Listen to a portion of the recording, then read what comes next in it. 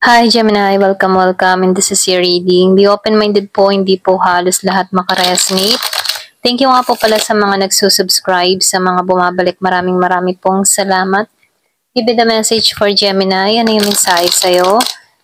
Give me the message for Gemini. Ano yung mensahe sa'yo? Give me the message for Gemini. Ano yung mensahe sa'yo?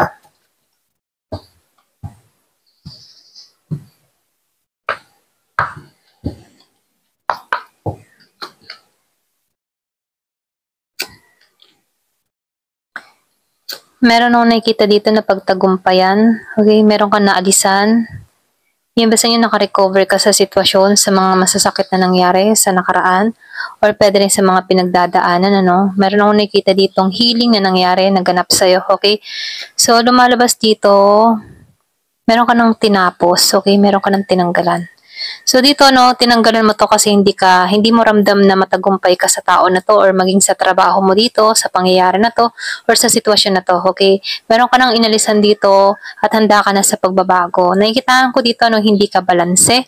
Okay, hindi ka balanse dito. Meron ditong gumugulo sa isipan mo kaya dito tinanggalan mo na to. Okay, basta nyo problemado ka sa pera. Kumaga hindi balance dito yung kaperahan mo.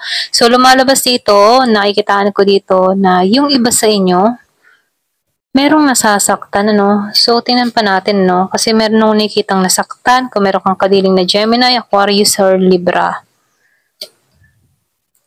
So, dito, no? Kaya ka dito nasaktan, ano? Merong betrayal na nangyari. Kaya dito, naka-recover ka na dito. Ayaw mo na dito. Kasi dito, mismong trabaho mo naapektuhan na rin sa kakaisip mula sa tao na to. Ito yung nagbibigay ng pasakat sa'yo dito at nakaramdam ka dito ng hindi balance sa sitwasyon, okay? At handa ka ng tanggalan to. At ito na yung nangyayari, no? At nagaganap na sa'yo, no? Tinatanggalan mo na tong masakit na experience na to. Okay? Yung iba naman sa inyo, nagkakaroon ka dito ng talino sa pagpapasya. Meron nung nakikitang balitang parating. Pwedeng good news to para sa'yo or pwede rin sabihin, ito yung mensaheng ipinagkakalob sa'yo na kung saan magkakaroon ka ng transformation dito.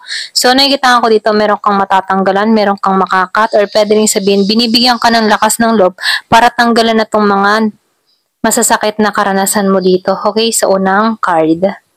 So, dito, ano nakikitaan ko rin dito, yung iba sa inyo, na ibabalik mo muli yung katatagan mo, yung sarili mo before, no, na ibabalik mo muli yung dating ikaw, okay? So, nakikitaan ko dito, nagiging ka muling confident, ayan, excuse me, nagiging ka muli ditong confident, so, nakikitaan ko dito, matagumpay ka, so, nakikitaan ko dito, malakas ang loob, meron kang ibang nagkakaroon ka muli ng magandang pananaw sa buhay, bagong idea, alam mo na kung ano yung hinahangad or hinahanap mo dito. So, lumalabas dito, renewal, okay? Meron ditong pagbabago na nangyayari sa'yo, okay?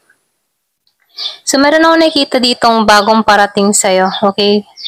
Ito lang nakikita ko. Minahal mo tong tao na to, pero nakikita ko dito wala pang pagkikita personally. Yung iba sa inyo, so nakikita ko dito kung meron kang kausap na bago, meron nung nakikitang tao nagmamahal sa'yo or pwede rin yung iba naman sa'yo nasa LDR situation ka. Yung iba sa inyo, Gemini, Aquarius, and Libra na nakit sa'yo, okay, nasaktan ka dito sa tao na to or pwede rin sabihin, nasasaktan to sa'yo, okay, kung meron kang nagawang atraso dito sa tao na to, no, nakikita ko dito, nasasaktan siya sa'yo, okay. Yung iba naman sa inyo, nakikita ko dito, bagong simula. Bago magmamahal, parating to. Kaya lang, wala pa sa inyong pagkikita. Pwedeng chat-chat, email, or dating site lang kayo nagkakilala ng tao na to. Okay, ba sa inyo meron ditong iibig muli or pwedeng sabihin umuusbong na muli sa puso mo yung kilig-kilig, ano. So, nakikita ko dito meron nagpapakilig sa puso mo. Yung iba sa inyo, no, ito lang nakikita ko dito.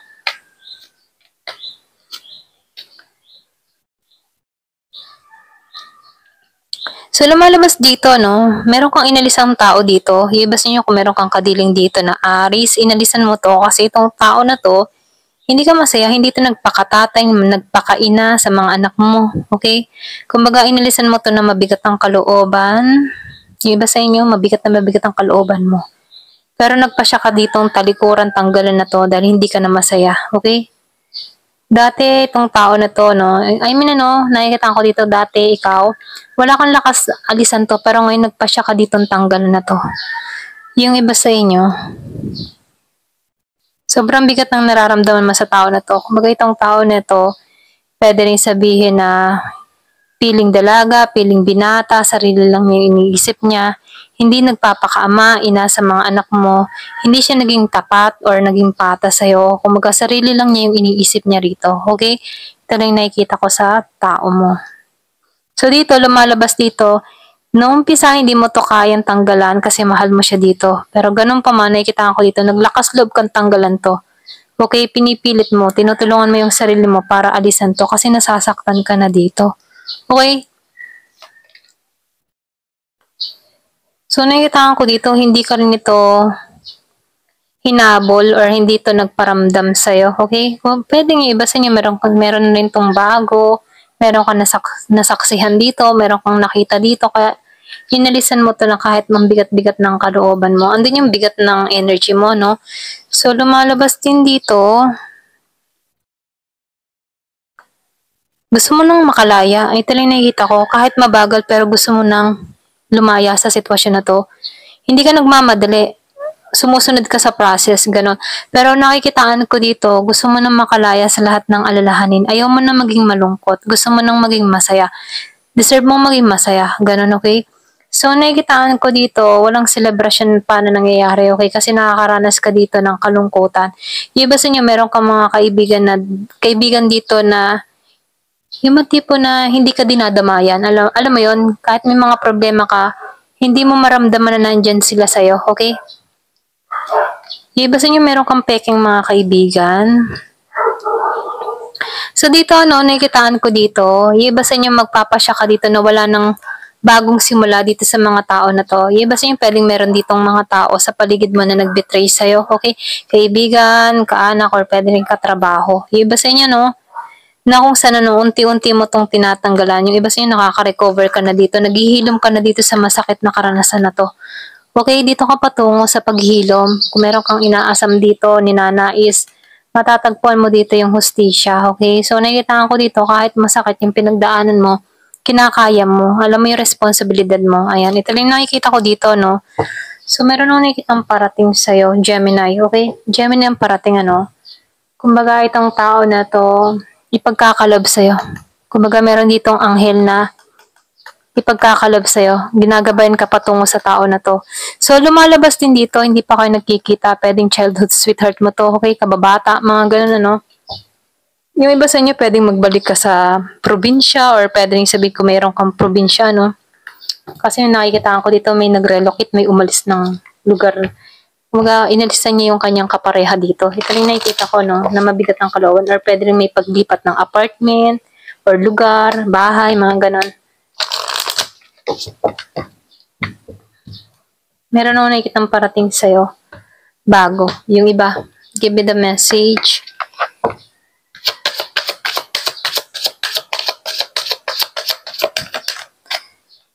So, meron divorce. Nag-divorce ko na kayo or pwede rin naghiwalay, okay? Iba sa inyo naghiwalay, humantong sa hiwalayan ito. Meron separation na nangyari. Kaya lang yung iba sa inyo, nakikitaan ko dito, marami ding nalungkot, kapag marami ding nalungkot sa nangyari sa inyo. Meron ditong sagot na it's not time, right time.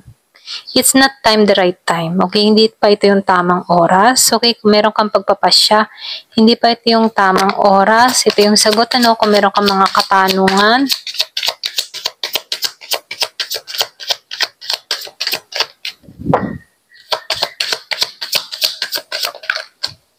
Commitment, so meron ako nakikitang commitment, getting serious. Kung meron kang nakakausap, nakikilalang bago, meron parating dito, okay? Seryoso na, ayan. Kung nasaktan ka sa unang relasyon mo, ayan, may bagong relasyon na parating. At seryoso na to, ayan. Doon mo mararamdaman na secure ka. So, meron ka ding pet dito, So, alam mo, kapag ikay naghihilom, or nasa healing process ka, mainam yung mag-alaga ka ng mga hayop. Nakakatulong to para i-lift up yung energy mo, at makalimutan yung mga pinagdadaanan mo sa buhay. Kaya nakakatulong din sila. Ito lang yung mensahe, Kaya maigi din yung naghahaalaga ng mga hayop, pwede kong ibon, pusa, aso, ganyan. So, meron ditong sexuality. Yung iba naman sa inyo, kaya ka inalisan dito, pwedeng meron ka ditong kadiling na tao na Hindi niya pa alam kung ano yung kasarian niya, pwedeng nagkakaroon siya ng interest sa sarili, yung tulad na babae, lalaki sa lalaki, no? So, meron akong nakikita ditong meron kang nakadiling na hanggang ngayon, tinatanong niya sa sarili niya kung ano ba talaga yung gusto niya, okay?